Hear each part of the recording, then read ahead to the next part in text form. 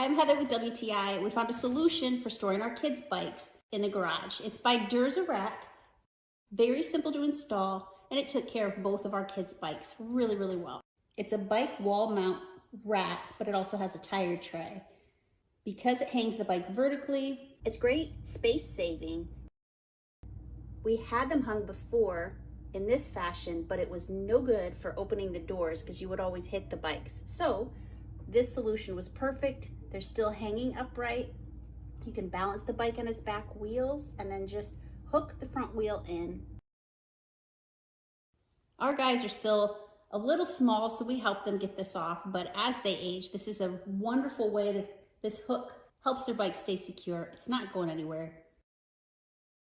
Because it's heavy duty iron, there's no way that this is giving way, and it really helps us feel safe and secure, and it's a good look. I like them hanging on the wall like this, but that's my point of view.